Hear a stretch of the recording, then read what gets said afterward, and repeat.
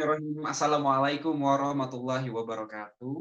Selamat sore sahabat MKTV, apa kabarnya Anda di sore hari ini? Alhamdulillah, mudah-mudahan sore hari ini dimanapun kita berada, teruntuk kita yang sedang berada di rumah aja, mudah-mudahan senantiasa dalam kondisi ini terjaga dalam taat dan semangat terus untuk meraih manfaat.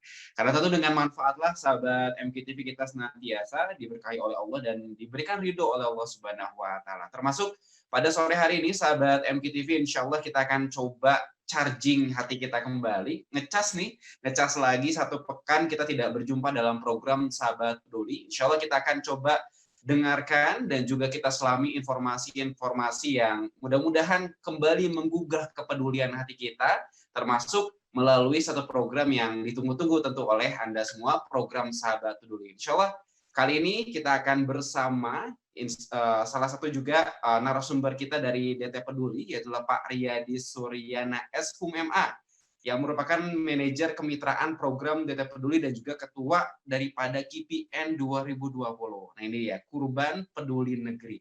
Teruntuk pada tema kali ini, tidak jauh dari KPN ini, yaitu adalah persiapan kurban di tengah wabah pandemi. Nah ini kita akan beberapa hari ke depan, kita sudah masuk hari di mana kita akan Idul Kurban. Lalu bagaimanakah persiapannya? Kita langsung sapa saja. Di sini ada narasumber yaitu Pak Riyadi Suryana yang sudah hadir di tengah-tengah kita. Assalamualaikum warahmatullahi wabarakatuh, Pak Riyadi. Waalaikumsalam warahmatullahi wabarakatuh, Kang Zorgi. Alhamdulillah sehat. Pak Riyadi, sore hari ini, Pak. Masya Allah. Namanya sudah itu ya, Pak? Sudah di kantor atau gimana ya, Pak? Ya, ini hari kedua setelah kurang lebih hampir 4 bulan WFO di Sragen, kemudian ada banyak hal yang perlu disiapkan terkait kurban, sehingga sudah 2 hari ini kita mulai, ya tapi sebenarnya belum resmi ya, kita tetap social distancing, kemudian mengindahkan protokol kesehatan gitu. Alhamdulillah sudah 2 hari ini, Kang Zorgi. Baik, Masya Allah. Baik, suasananya juga terasa ramai ya, Pak Riyadi di sana. Alhamdulillah.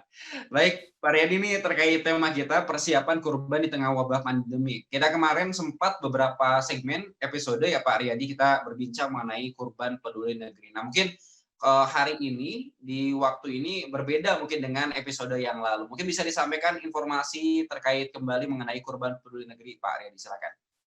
Ya, bismillah. Izinkan kami menyapa seluruh sahabat peduli semuanya, juga seluruh penyimak pendengar dari sahabat peduli MKTV semuanya. Assalamualaikum warahmatullahi wabarakatuh. Subhanallah, wala ilaha illallah, wallahu akbar, la haula wala quwata illa billahil aliyil azim. Allahumma sholli ala sayyidina Muhammadin wa ala alihi washabihi ajmain. Amma ba'du. Mudah-mudahan setiap yang menyimak, yang melihat, mendengar acara ini, Allah senantiasa berikan kesehatan yang prima, kemudian kekuatan iman, imun dalam menghadapi kondisi pandemi, kemudian Allah berikan kelancaran dalam beribadah, termasuk juga Allah permudah kita untuk merealisasikan niat terbaik kita, termasuk juga bicara niat terbaik di bulan Zulhijjah, yaitu syariat berkurban. Nah, menarik Kang Zorgi, bicara kurban di tahun ini tentu kondisinya berbeda dengan tahun sebelumnya, dengan kondisi-kondisi sebelumnya, tapi mudah-mudahan apapun kondisinya, setiap hal harus menjadi ilmu untuk kita semuanya. Allah berikan anugerah ilmu untuk kita semua untuk dimaksimalkan guna mencari ikhtiar terbaik, mencari pola terbaik, khususnya bicara kurban di kondisi pandemi seperti ini. Jadi jangan sampai ujian pandemi ini, COVID ini, jadi menghalangi, jadi membatalkan niat terbaik kita untuk berkurban, apalagi bicara DT Peduli yang diamanahi untuk mengemban, menyalurkan amanah dari para muqorib ke para penerima manfaat, karena COVID jadi tidak menyelenggarakan. Nah, tentu dengan mengikuti kaidah protokol kesehatan, DT Peduli berikhtiar untuk bisa tetap siap untuk melaksanakan amanah dari para mudhohi semuanya, insya Allah. Nah, bicara kurban peduli negeri yang kurang lebih sudah 1 dekade ini kita laksanakan, ini data kalau kita himpun gitu ya, apalagi kalau bicara DT Peduli yang sudah masuk ke usia 21 tahun di 2020 ini, Masya Allah, tentu kiprah kurban peduli negeri sudah luar biasa.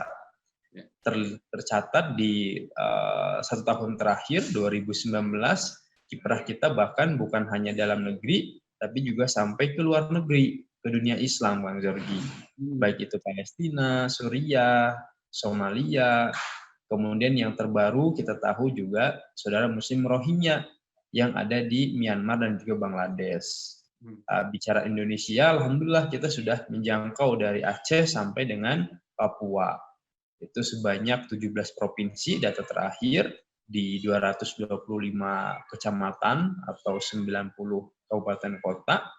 Itu yang tersebar di 525 titik penyembelihan, itu dengan total penerima ada 365.000 ya, jadi hampir 1/3 juta, bukan hampir bahkan lebih ya dari 1/3 juta jiwa yang merasakan manfaat dari kurban peduli negeri ini. Nah, kemudian bicara tahun ini seperti apa? Tentu tadi meskipun dalam kondisi pandemi kita merapat, kita berkoordinasi dengan gugus tugas percepatan penanganan COVID di Jawa Barat secara umum, kemudian juga di cabang-cabang juga demikian merapat juga dengan tim percepatan penanganan gugus tugas COVID-19 di setiap daerahnya. Kita berkomunikasi, kita berdiskusi bagaimana pola, bagaimana mekanisme pengelolaan hewan kurban yang mengikuti standar protokol kesehatan ini. Termasuk kita juga sudah dapatkan surat edaran dari Kementerian Peternakan, Pertanian dan Kesehatan Hewan ya. Ini juga sudah menyampaikan surat edarannya, termasuk juga dari Kementerian Agama. Nah, ini surat edaran ini menjadi referensi, menjadi rujukan juga bagi kita di DT Peduli sebagai penyelenggara kurban peduli negeri khususnya untuk menjadi satu protokol, satu bundel SOP bagian penanganan hewan kurban di masa pandemi ini, gitu Kang Jordi. Nah, harapan kami dengan segala ikhtiar ini di tahun ini mudah-mudahan rencana 650.000 jiwa, jadi 2/3 juta jiwa, kami targetkan mudah-mudahan bisa menyasar dan berdampak masih jauh dari akses penerimaan daging kurban di masa kurban ini. Gitu. Dari hampir 2/3 juta ini, kami juga siapkan itu setara 20.000 ekor domba atau kambing yang bisa dimaksimalkan di kurban tahun ini. Demikian Kang Jorgi. Ya. Baik, Masya Allah, luar biasa Pak Riyadi. Nampaknya ini perlu kita support. Ternyata ini sampai 650.000 jiwa ya. Untuk targetnya berarti Pak Riyadi ya? Ya, betul. Termasuk mungkin ini tidak kurban domba, sapi, dan lain sebagainya Pak Riyadi ya? Betul, betul.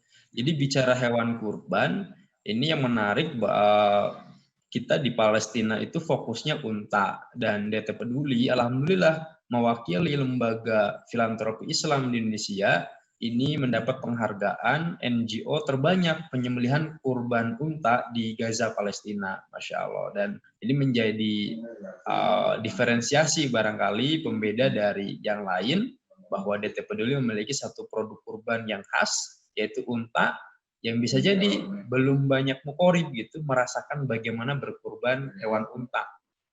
DT Peduli ini melalui kurban negeri dan jejaring relawan kita, kemitraan kita di luar negeri khususnya Palestina, 4 tahun bahkan 5 tahun terakhir kita bisa hadir di Palestina dengan hewan yang spesial yaitu unta.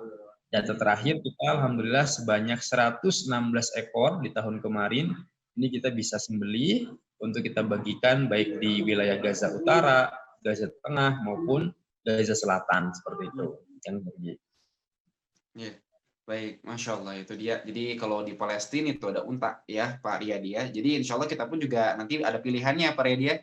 Jika Ya, memang ingin berkurban dan bisa berkurban di Palestina. Ini sebelum kita ke segmen berikutnya Pak Riyadi, kalau di Indonesia sendiri, untuk titik pendistribusiannya begitu, itu ke wilayah mana saja Pak Riyadi? ya betul. Jadi kalau bicara dalam negeri seperti apa? Nah, kita sudah siapkan itu tahun ini kita 20 provinsi ya, Kang Zorgi yang kita siapkan selain 14 cabang DT Peduli, 6 diantaranya tambahan yaitu satu Papua, dan Nusa Tenggara Timur, Nusa Tenggara Barat, Maluku, kemudian di Sulawesi Tengah ya, Palu, kemudian Sulawesi Selatan, termasuk juga di Kalimantan Utara perbatasan dengan Malaysia ya melalui cabang Kalimantan Selatan. Jadi total semuanya 20 provinsi secara umum ini beragam. Ada yang masuk rawan akidah daerahnya. Ada yang 3T, tertinggal gitu ya, terluar gitu, kemudian termiskin. Ini biasanya wilayah-wilayah yang tadi wilayah perbatasan, kemudian secara umum ini menjadi fokus dari distribusi kurban ke pelosok negeri dari kurban peduli negeri ini. Termasuk kalau bicara di Jambi, kita juga masuk ke suku anak dalam gitu.